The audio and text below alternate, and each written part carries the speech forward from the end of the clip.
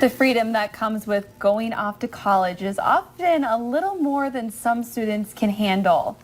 The sense of independence can lead to underage drinking and other hefty consequences.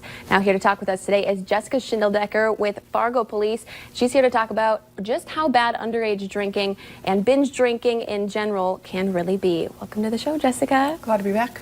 So talk with us a little bit about underage drinking. How bad of a problem is it that you guys are seeing? Sure, every year there's always an increase around in the fall and throughout the school season. And it's a common thing that we see, especially up in the College Triangle area, which is what we call it, because there's a lot of rental homes, a lot of students hosting parties, and underage drinkers may not be intended for that because they might be of age, but then eventually that party gets a little out of hand or more people invite more people, and then you've got underage drinkers there. So it's just really important. We want to reiterate to college students and anybody who's hosting a party with alcohol to make sure that you know who's there, who's able to be drinking alcohol and not, and that there are consequences for hosting parties and maybe not cooperating with police. What are those consequences? All right, so hosting a party, a loud party. So some people don't understand that a loud party consists of 2 or more persons. So it doesn't take much to create a ruckus between the hours of 10 p.m. and 6 a.m.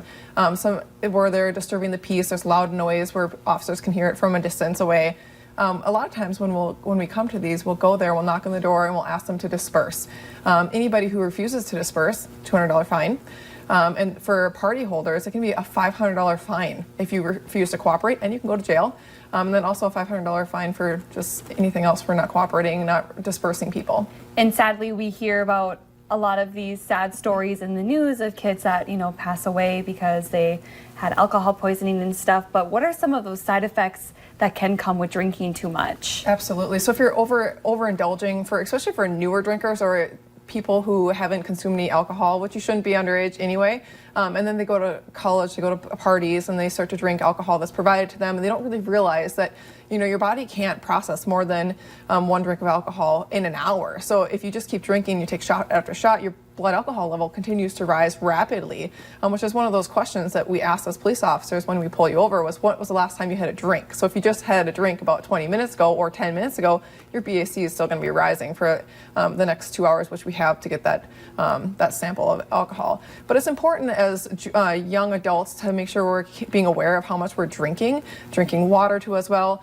People think that if I have a big, heavy base in my stomach of food, that's going to keep me from not getting drunk, but that's not true. It just kind of slows down the absorption of alcohol, but it will eventually get into your system. I know, isn't it like a myth that if you eat a bunch of bread or something after you drink, like it's going to absorb it all, but clearly that's not the case. It's still going to get in your system, so it's really important, especially with personal safety. Females and males both, they can be taken advantage of in states when they're not completely coherent. Obviously there are laws against that, and we encourage anybody in that situation to come forward to us and let us deal with that and go forward with that case report. But personal safety with that and making sure that, especially when it gets cold in the wintertime, if you're going to the local bars or even going from house party to house party, walking home from a house party, you can become disoriented and not know where you're at. You could pass out. And if it's 30 below and there's snow and nobody finds you, that's going to be an unfortunate situation. Thankfully, we haven't had that here in the city of Fargo for a very long time, but it doesn't mean that it can't happen. So we need to be very proactive, think about our own personal safety, think about the safety of your friends too as well. If you notice them, that they're consuming a lot of alcohol in a short period of time, ask them to slow down, give them some water, take them home. Wow. And I know craft beer is super popular in this area.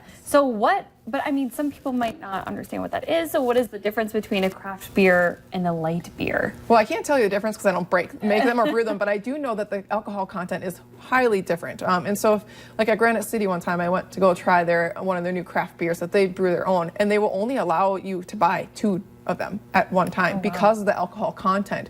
So they're double or triple the alcohol content from, let's say, a Busch Light or a Bud Light, those light beers. So not all drinks are created equal. So a beer is different than a martini or a mixed drink or a Long Island. If you drink a Long Island, that's got a lot of alcohol in it because it's basically long alcohol with a splash of, Coke.